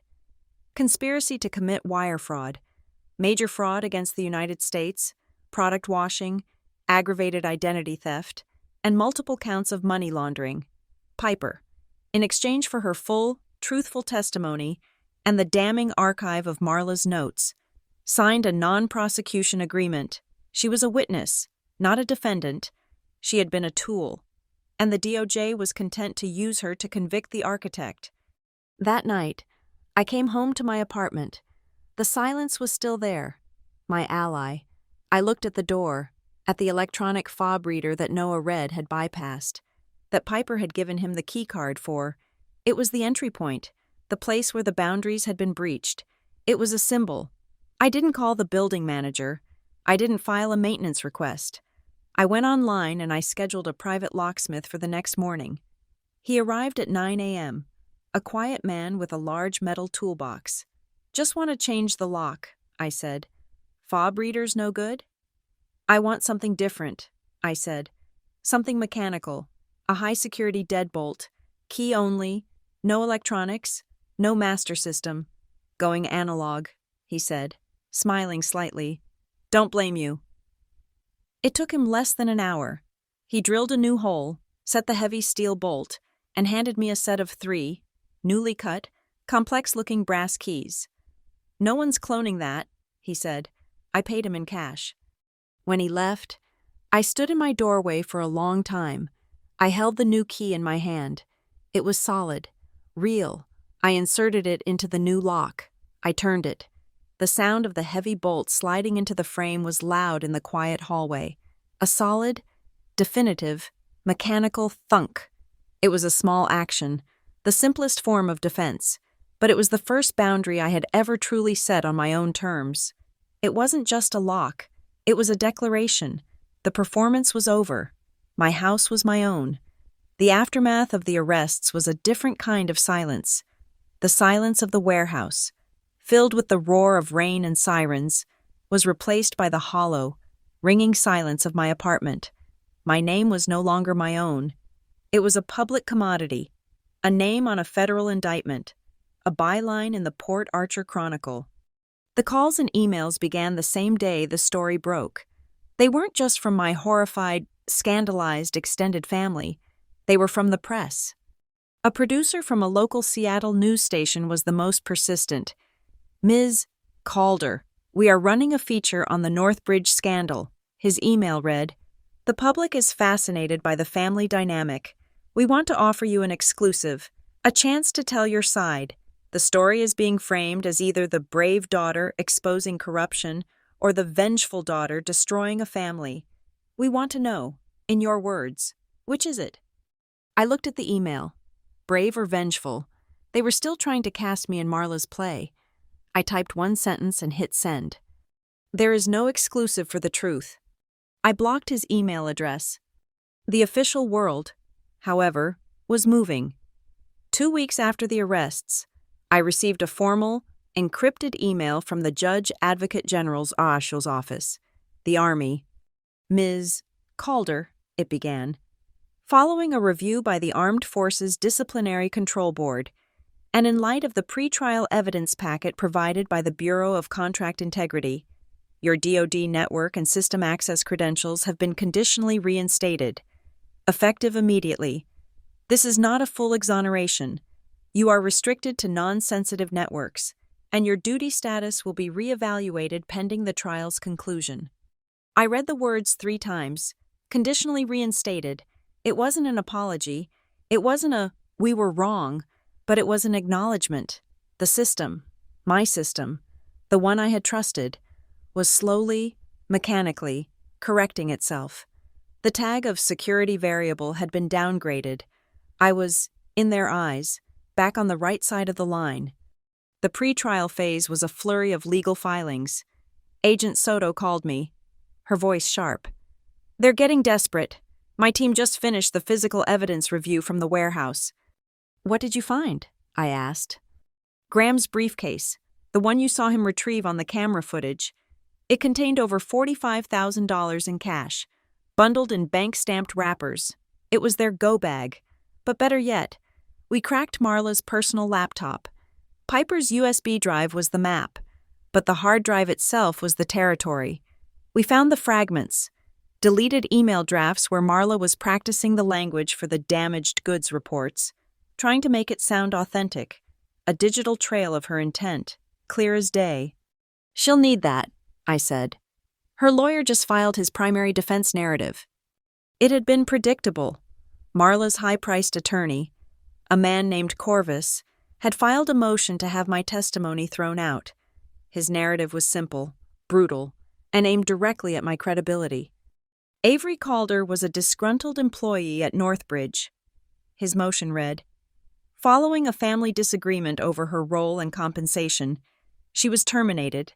Using her high-level access and her military logistics expertise, Ms. Calder, in an act of revenge, accessed her stepmother's computer terminal, faked the fraudulent signatures, and then, to cover her own crimes, reported the fraud to the federal government. I was the villain. I was the architect." "It's a smart play," Soto said, her voice dripping with contempt. "He paints you as the spider, but it's a losing one. I already filed the counter motion, and I attached your alibi. The full digital packet. The packet I had sent her, the one that proved, irrefutably, that my accusation was not a lie." "His narrative is dead," Soto said. "The network logs, the SHA-1 hashes, and the geolocators from your reserve base are airtight. On the exact dates and times those fraudulent signatures were made from Marla's office IP in Port Archer. You were physically 50 miles away, logged into a secure DoD network at Fort Cascadia, conducting a mandatory equipment audit. He can't put you in two places at once. His story just fell apart. The legal battle was one of data. The personal one was one of symbols. Piper sent me a text. It wasn't words. It was a photograph, an old one, from her phone. It was a picture of the table setting at the Harbor Light Cafe, taken on the night of the dinner, but before we had all arrived, Marla, in her meticulous planning, had apparently sent it to her. A second text followed, the message Marla had sent with the photo. "See, Piper?" I told them, "Keep the lighting soft. It hides the flaws." I stared at the screen. Keep the lighting soft.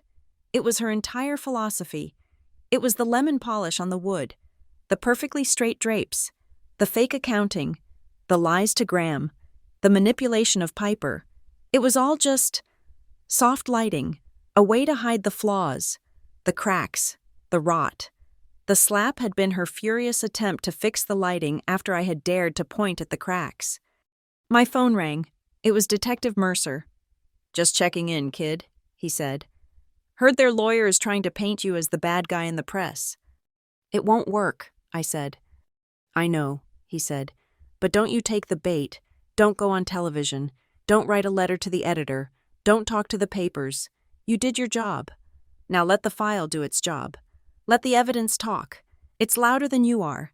You stay quiet. Silence is golden. Let them scream into the void." I took his advice. I stopped answering unknown numbers. I bought a new pair of running shoes.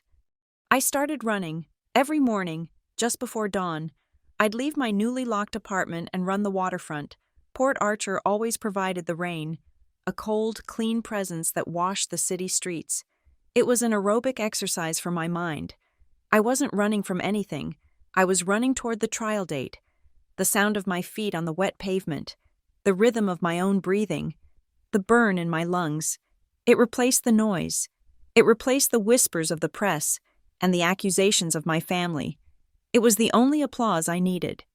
A week before the trial, Graham requested a meeting. His lawyer contacted the DOJ, who, as a courtesy, contacted me. A supervised pretrial conference, at his request, the email said. I agreed. Not at the jail, not in a lawyer's office, a public coffee shop, midday, full of people, bright lights, no soft shadows. He was different. He was wearing a cheap, ill-fitting suit I didn't recognize. The Federal Holding Center had taken the color and the fight from his skin. He looked gray. He looked, for the first time, like an old man, smaller. We sat at a small table. A federal marshal sat in the corner, pretending to read a newspaper. Graham didn't make excuses. He didn't ask for forgiveness. He just stared into his untouched cup of coffee. "I'm tired," he said. His voice was a dry rustle, a sound of paper and dust. "That's all. I'm just so very tired."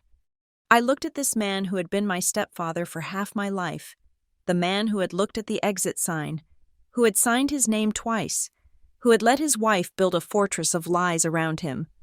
"You're tired because it's exhausting to lie," I said, my voice not unkind, just factual.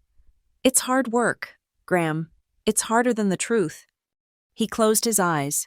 A single tear traced a path down his ashen cheek. "Rest, Graham," I said. "Just rest." I stood up. He looked up at me, his eyes wide and pleading, like a child. "Avery, I didn't let him finish. I walked to the counter. I paid for his coffee and for mine. It felt like a final mundane transaction, closing out the account. Marla's message came 2 days before the trial. It wasn't a request. It was a letter, passed from her lawyer to the DOJ, vetted for any threats or attempts at witness tampering, and then delivered to me by a stoic federal messenger. Her handwriting was perfect, flawless, looping cursive on thick, cream-colored stationery, the kind of paper she used for thank-you notes. It was 4 pages long. It was a masterpiece of manipulation. It talked about the day she met Graham. It talked about her struggles as a woman in the brutal, male-dominated world of defense contracting. It talked about how hard she had worked, her blood and tears, to build a beautiful life for her family, for Piper, for me. On the final page, she finally addressed me. "I know we have had our differences," she wrote. "I am deeply, deeply sorry for my behavior at the restaurant. I was under immense stress you could not possibly understand. My actions were unbecoming, and I apologize for how I treated you." I read the line 3 times. I apologize for how I treated you. She was sorry for the slap. She was sorry for her behavior. She never once said she was sorry for the crime. She never mentioned the fraud, the identity theft, the ghost warehouses, or the lies.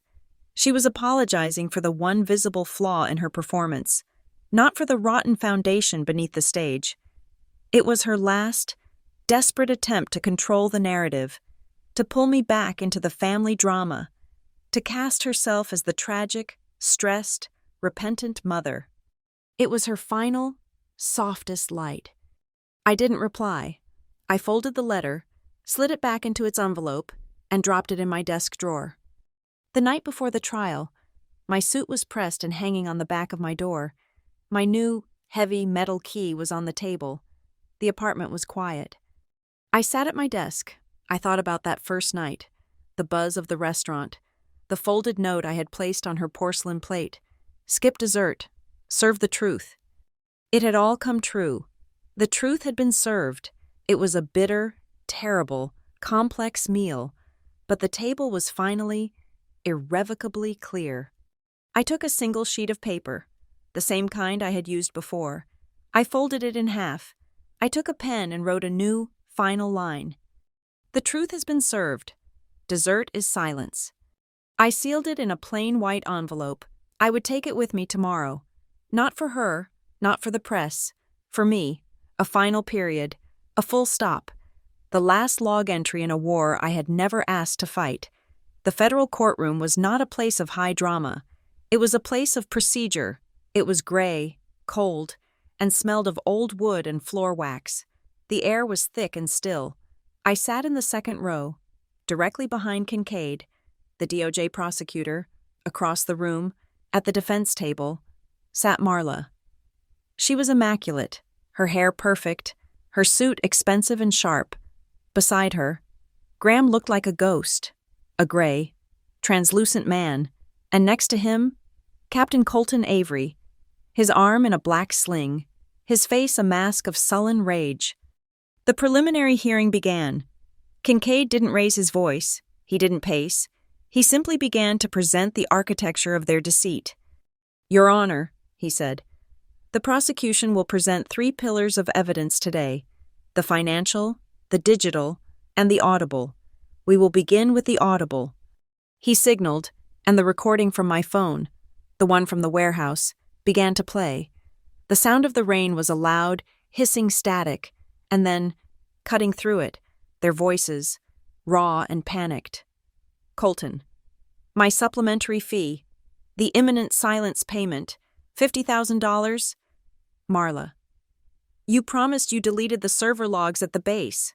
Graham: "She's been to the feds. BCI. They froze the accounts."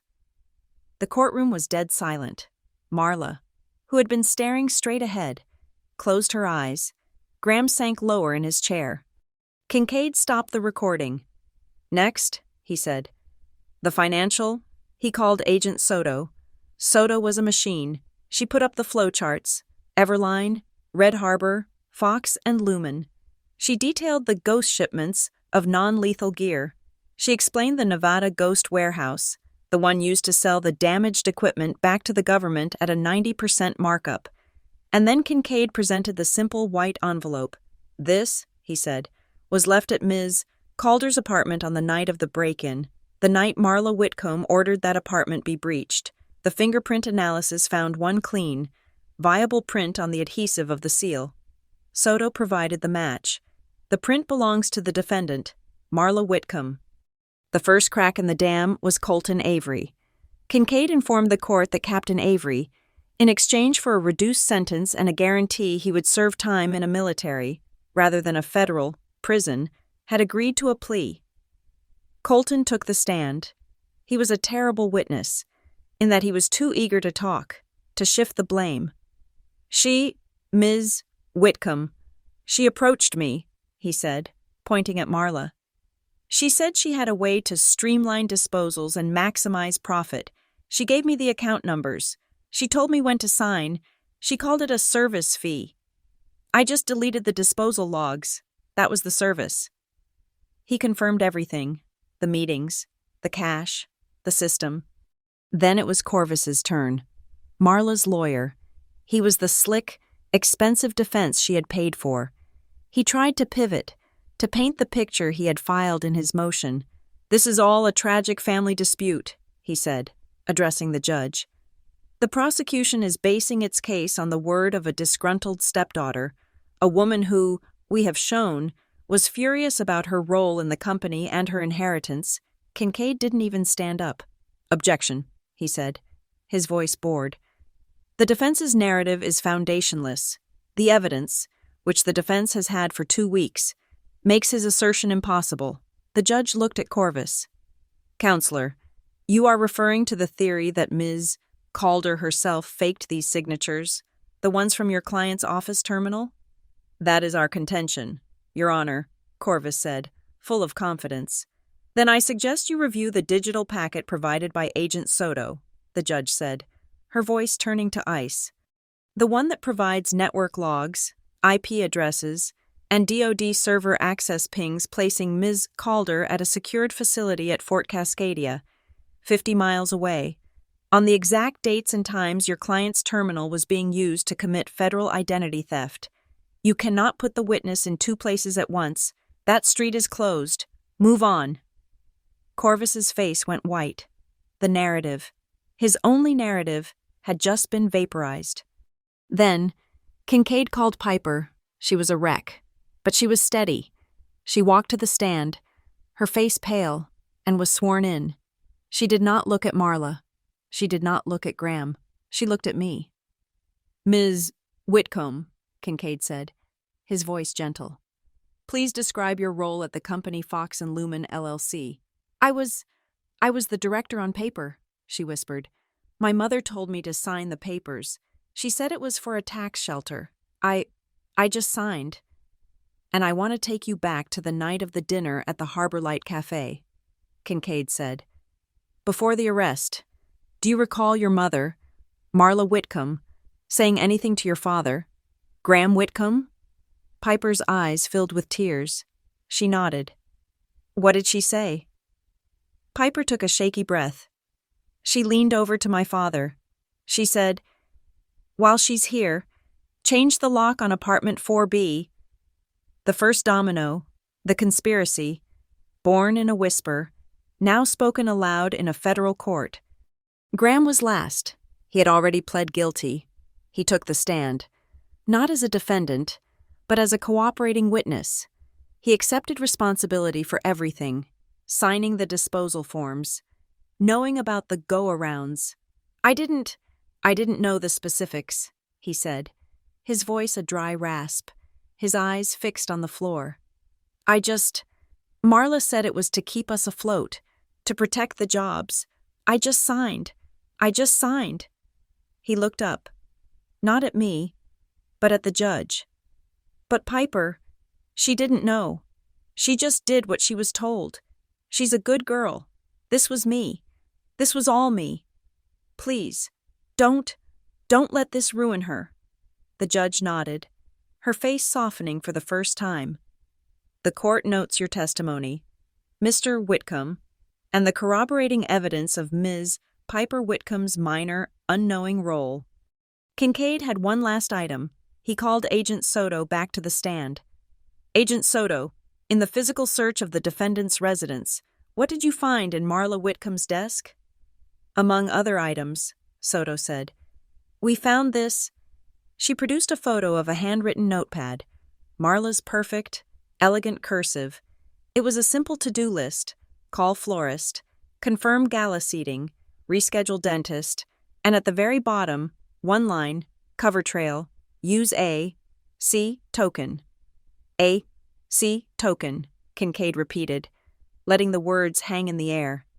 Avery Calder, a handwritten reminder to use the witness's military credentials to cover her tracks.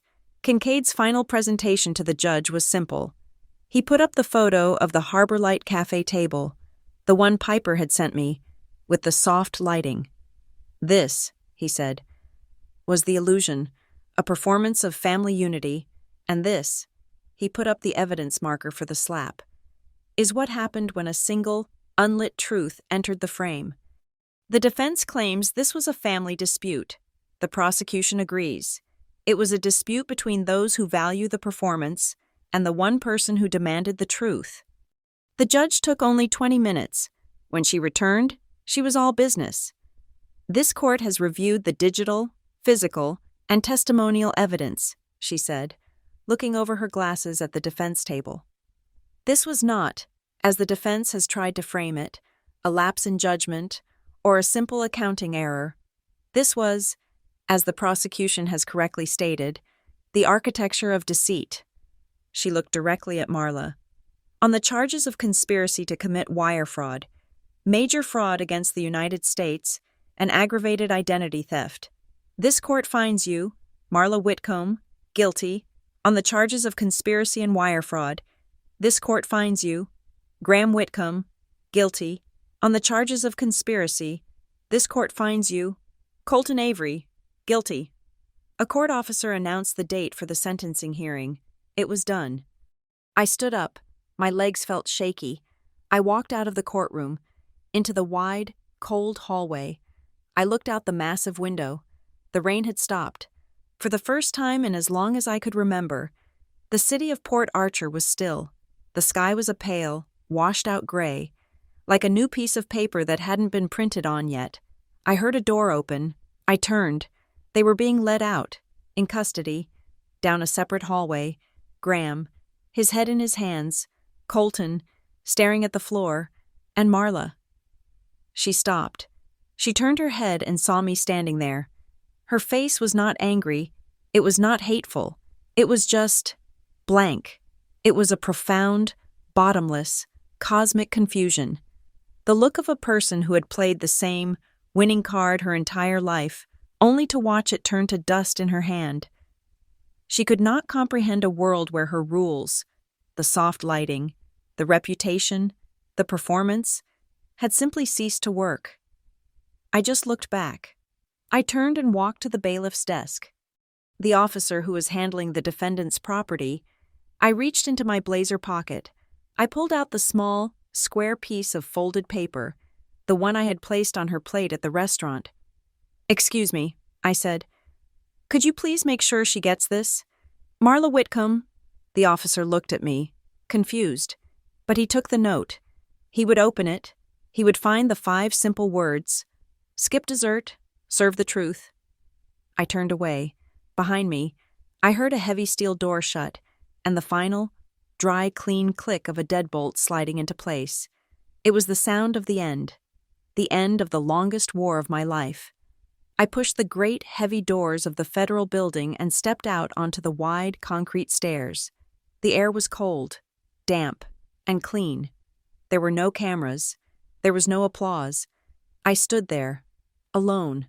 I took one deep, slow breath. Port Archer was starting a new day, and I was choosing silence as my reward. Thank you for listening to this story. We would love to hear your thoughts. Where are you tuning in from? Let us know in the comments so we can all connect. Please subscribe to Lila Revenge Stories, like this video, and give us a little extra support by hitting that hype button to help this story reach more listeners.